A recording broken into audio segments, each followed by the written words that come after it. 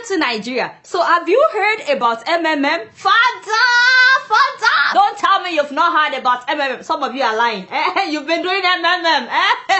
Anyway, the way it works is that they tell you to deposit money into somebody's account, a total stranger that you don't know, and then you upload the teller online to prove that you've deposited the money, and then you start acquiring points, and then you would request for help. So another subscriber will be instructed to deposit money into your own account. In fact, in like 10 days they will pay back your money, including like a 30% extra, and then in some cases they will even give you dollars on top of the extra 30%. Or someone was telling me that they gave her additional $50. And keep in mind, if you have been introducing people to MMM, as they are paying these people 30%, they will pay you 10% of whatever they pay other people that you recruit. So you understand? So a lot of people have been making money from MMM. So Nigerians are really into MMM and people are making real money. This rich mutual fund scheme is really changing lives. I provided help of 180,000. I got 318,000 naira. I provided help of 400,000 on the 27th of June, and I got help of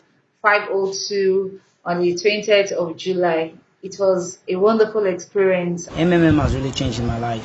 My name is Adeboye Gademola. I'm one of the beneficiaries of MMM. My name is Eunice, an MMM participant from Warri. So excited to be part of this MMM community. MMM rocks and MMM pays for real. You see what I'm saying? How cool is that? Very exciting, no? So, especially because of the recession, you guys know that things are very hard right now. So more than 2 million Nigerians have already signed up for MMM. In fact, we now have our own version of MMM. They call it NNN. And look at that, MMM, NNN. And like I said, a lot of people have made money from this thing. So how can you tell people that it's a scam when they have the money in their bank account to prove that it works? You know that the police have released a statement that people should not participate in MMM. In fact, the Senate, the House of Representatives, they've warned against putting your money in MMM. Even the Security and Exchange Commission of Nigeria, as well as CBN, they are all against it. They said that MMM is not licensed to accept deposits. You guys know that any institution that receives deposits in Nigeria is supposed to be licensed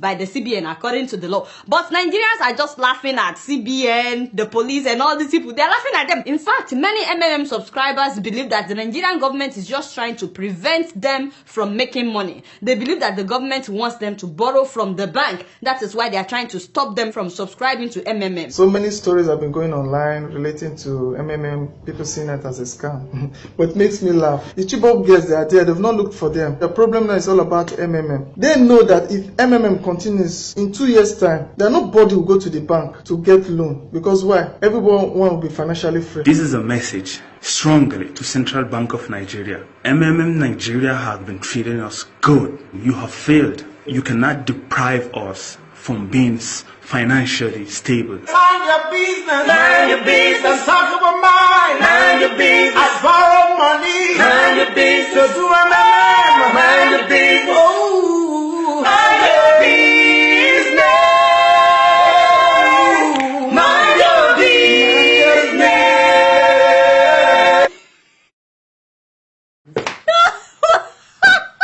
They're not talking about me, by the way. They are talking to the Nigerian government. They said you should mind your business. I love the song. I love the harmony. These people, they are really good. Anyway, now that I've told you guys that you can make money from MMM, I think it would be very bad of me. I think it would be terrible of me not to tell you the whole truth. So it's true that you can make money from MMM, but you can also lose money. In fact, you can lose all of your money. Now, the full meaning of MMM is Mavrodi Mennikova. In case you're wondering what that is, it's nothing but names. These are just the surnames, the last names of 2 brothers and 1 friend that started this Ponzi scheme. Now, the 3 of them had started several businesses in the past using the name MMM. The name of their company is MMM, and it all failed. They were bankrupt. They were in a lot of debt, and then they decided to start this scheme in 1994. So it's not as if they started MMM because they wanted to help people. These guys were broke. They needed money. They were looking for how to make money. That was how they started MMM. They're from Russia, and this was during the Russian hyperinflation. That's a 7-year period of uncontrollable spiraling inflation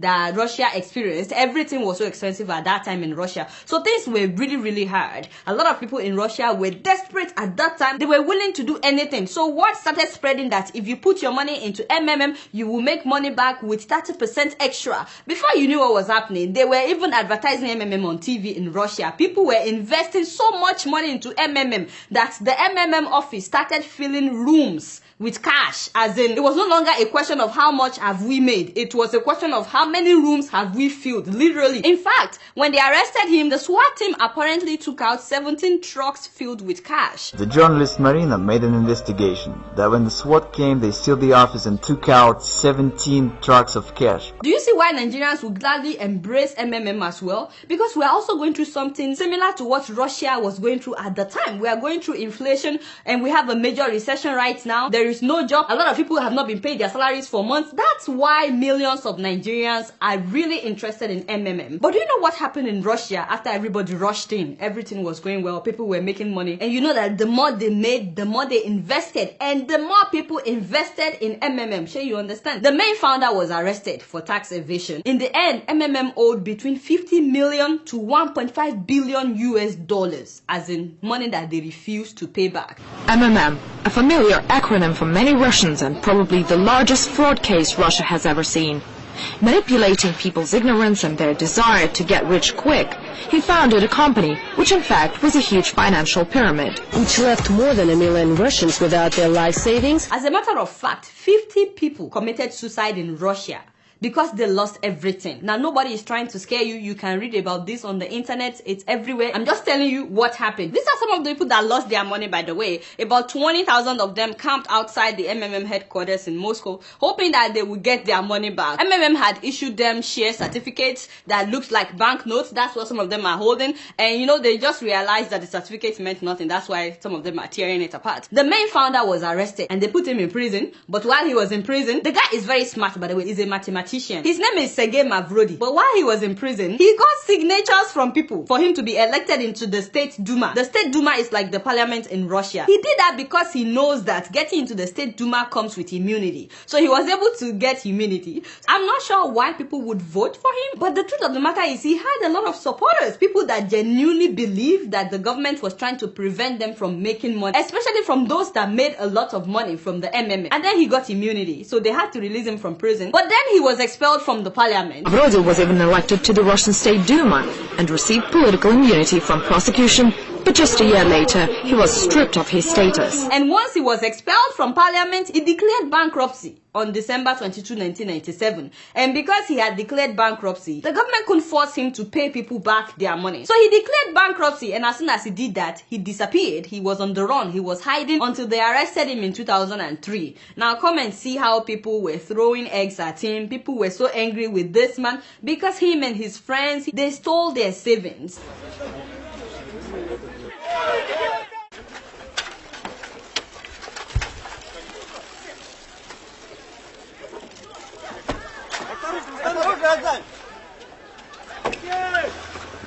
And then he moved to the US, and the US convicted him of fraud. And then in 2007, he was jailed in Moscow for 4 years. They took him to a remote prison, and he was in prison for 4 years. The guy is so smart that even in prison, he was writing a book. Anyway, after his release, he was broke, of course. And then he decided to start MMM again. This time around, he called it MMM 2011. That was when he was released. So he called it MMM 2011, trying to repackage the whole thing. And this time around, he declared it an open Ponzi scheme. He wasn't even hiding it. And the following year, he froze the operation, and that means that all the people that had invested their money after that 1 year, you know, people were enjoying it for a whole year. He made a lot of money, and he just suddenly announced that no more payout. They interviewed him. He said he didn't lie to people, that he already made it clear that it's a risk, that you can make money or you can lose money. I have never deceived anyone. Neither do I deceive now. I honestly say that this is a pyramid. You can lose your money. There are certain risks, no guarantees, no promises. What's the crime here? You see what I mean? And in an interview, Sergey told the Moscow Times that he pays earlier participants with the money invested by later participants. And then he told them that there is no promise of profit. And then he went to India and he started MMM India, started MMM China, Indonesia, as well as South Africa, Lesotho, and Zimbabwe. And now we have MMM in Nigeria as well. By the way, it crashed in South Africa, but they are starting it again. It has collapsed in Zimbabwe. Lesotho, thousands of people have lost their savings. In fact, when it crashed in South Africa, the ridiculous thing is that they kept telling subscribers to deposit more money and recruit more people. They were telling them that is how they will be able to restart their system. So despite the fact that Russia, the US, several countries are warning people about this man. I mean, the man is from Russia, right? And his own country is telling the whole world that the guy is a criminal. We put him in prison for the same business that you are signing up for. Yet, people are going ahead. Do you guys know that right now, more than 138 million people from 107 countries have signed up for MMM? In fact, it is now the 5th most visited website in Nigeria. Facebook is number 6. Now, let me say to those that have subscribed to MMM and they've been making money, you know, those of you that have deposited money into a stranger's account and you've gotten alert that certain amount has been deposited into your own account, do you ever wonder where this money is coming from when you did not buy or sell anything? Doesn't that sound suspicious to you? I mean, this is MMM Nigeria. These people said that they are the ones that started MMM Nigeria. Do these people look to you like they have money that they want to throw around? Or do you think they will just dip their hands into their own pocket to take out their personal money to give you the extra money that they are paying you after you deposit money into somebody's account? Where do you think that extra money is coming from? You know what I think? Let me tell you what I think. It is the money that they received from the people that they have scammed. So while you are rejoicing that MMM is real, MMM pays, I put down 60,000 naira, they paid me 100,000 naira, somebody somewhere just got an alert that their MMM account has been frozen. So they are crying while you are rejoicing. Where is this so-called 30% return coming from? If this was a true stokvel or, sort of lending arrangement where people said, you know what, we're putting in the money, we all put in, and at the end of the year we distribute it, you wouldn't be getting a 30% return on that money. So surely that's a big signal to you that someone is losing money. The thing about karma though is that what goes around sometimes comes around. You may be enjoying MMM for months, but the day that your account will be frozen after you just paid a huge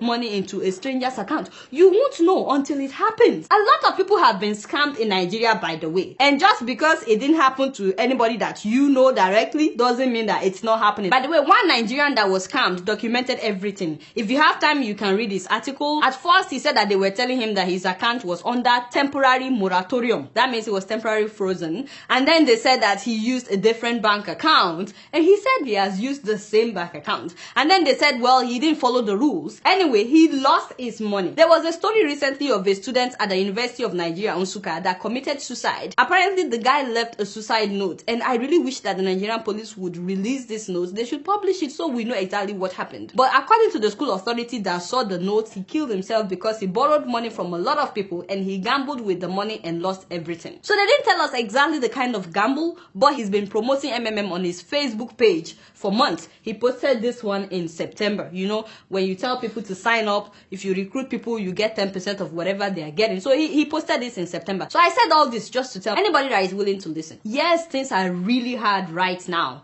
There is a recession in Nigeria, there is inflation. If you are living in Zimbabwe, there is hyperinflation. But the truth of the matter is, MMM is a gamble. It's not a business. Nothing is guaranteed. It's a gamble, one in which you can make money or you can lose money. And as a matter of fact, you can lose all your money. There's a trend. It works for about few months and then it would crash. In some cases, it would work for between 1 to 3 years and then it will crash. It crashed in Russia, China, it crashed in India, it crashed in South Africa, it crashed in Zimbabwe. If it has crashed everywhere else, what makes you think that it would not crash in Nigeria? So altogether, people have lost more than $10 billion to MMM. But what happens if the person instructed to deposit money into your account refused to deposit money? So what if the organizers are also knowingly putting their own bank account into the accounts that they tell you to deposit money to? By the way, Sergey, the founder of MMM, is presently facing another jail time, a possible 6 years behind bars. The Russian government wants to send him him back to prison because they are really concerned by all the